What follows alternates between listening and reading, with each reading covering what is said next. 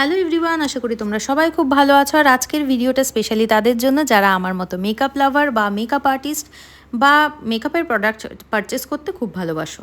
তো মোটামুটি অনেকেই জানো নাইকাতে কিন্তু হট পিঙ্ক সেল চলছে, আর এগুলো সব সেখানকারই প্রোডাক্ট। মোটামুটি 88 থেকে 85% প্রোডাক্ট চলে এসছে। কিছু আনবক্সও করে ফেলেছি, আর আজকে বাকিটা তোমাদের সাথে আনবক্স করব। আমি কিন্তু আনবক্সিং ভিডিওতে ভীষণ কাঁচা কোনো দিনই করিনি, তো যদি কিছু ভুল হয়ে থাকে সেটাও তোমরা আমাকে জানিও। তো ফার্স্টে যে দুটো প্রোডাক্ট দেখাবো সেটা হচ্ছে পিএসির দুটো lip shade, by one gate one ফ্রির একটা দারুণ ডিলে আমি এটা পেয়েছি। এটা হচ্ছে একটা রেড শেড আর একটা হচ্ছে নিউড শেড। তোমরা যারা লিপস্টিকের সোয়াচ দেখতে চাও বা আমার লিপস্টিকের কালেকশন দেখতে চাও তারা অবশ্যই কমেন্টের মাধ্যমে জানিও, আমি কিন্তু সেটাও তোমাদের সাথে শেয়ার করতে পারি। প্রচুর লিপস্টিক আছে, সেগুলো তোমাদের সাথে অবশ্যই শেয়ার করব।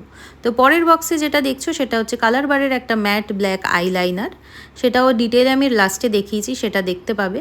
এবং এই বক্সে ছিল হচ্ছে সুইস বিউটির কিছু প্রোডাক্ট। তো ফার্স্টে যেটা দেখছো যে বেকড হাইলাইটার অ্যান্ড ব্লাশ, এটা কিন্তু আমি ফ্রি গিফট হিসেবে পেয়েছিলাম। আর ওদের ওটা যে লাইনার মতো দেখছো সেটা হচ্ছে একটা লিকুইড গ্লিটার আইশ্যাডো। ওটাও বেশ ভালো রিভিউ পেয়েই আমি নিয়েছি। নাইকা থেকে যারা ডেইলি পারচেস করো বা মাঝের মধ্যে পারচেস করো তারা জানো যে এই ধরনের প্যাকেজিং কিন্তু যেগুলো হাই এন্ড ব্র্যান্ডের প্রোডাক্ট হয় বা লাক্সারি প্রোডাক্ট যেগুলোকে বলে সেগুলোতে হয়।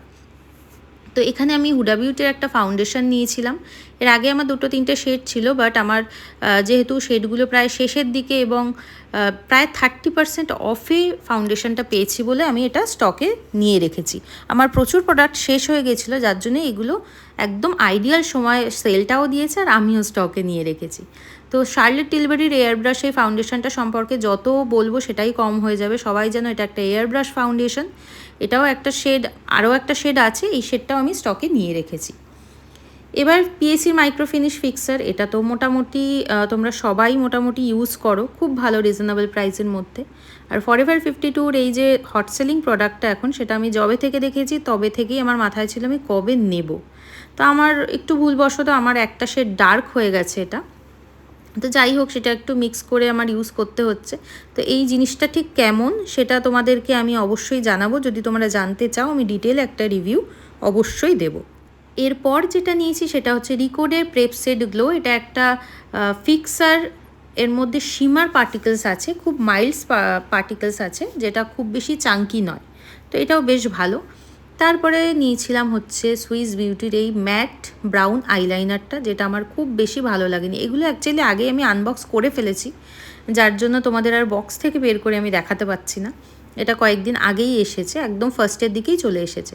আর ফরএভার 52 যে কনসিলারগুলো ছাড়া আমি একদম চলতে পারি না, সেগুলোও নিয়ে নিয়েছি দুটো ডার্ক শেড। আর এখানে পিএসসি স্পটলাইট কনসিলারের তো কোনো জবাবই নেই।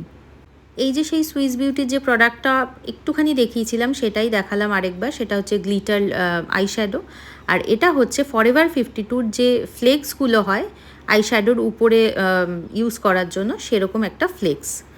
তারপরে নিয়েছি রিকোডের রেস অফ বেস যে প্রাইমারটা, এটাও আমি স্টকে নিয়ে রাখলাম। আসলে আমার প্রচুর প্রোডাক্ট শেষ হয়ে গেছে, সেগুলোই আর কি স্টকে নিয়ে রাখলাম। সামনে প্রচুর কাজ, একটা প্রেশার আছে, তখন কতটুকু কি কিনে উঠতে পারবো না পারবো তাই।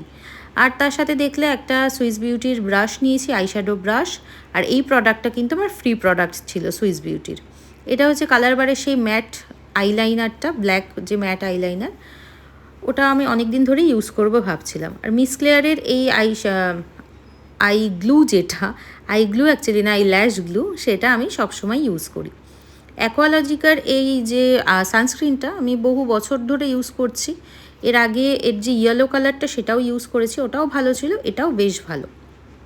তারপরে এই যে প্রাইমারটা দেখছো, এটা রিজনেবল প্রাইসের মধ্যে আমি অনেকের কাছ থেকে রিভিউ শুনেছিলাম, শুনে ইউটিউব ঘেটে তারপরে আমি এটা নিয়েছি। এটা মনে হয় 279 বা এরকম কিছু একটা প্রাইসে ছিল। তো বেশ ভালো রিভিউ পেয়েই আমি নিয়েছি। তো তোমাদের ভিডিওটা কেমন লাগলো অবশ্যই জানিও। আর তোমরা কী ধরনের ভিডিও এর পরে দেখতে চাও, কোনো লিপ সোয়াচ বা হ্যান্ড সোয়াচ, অবশ্যই জানিও।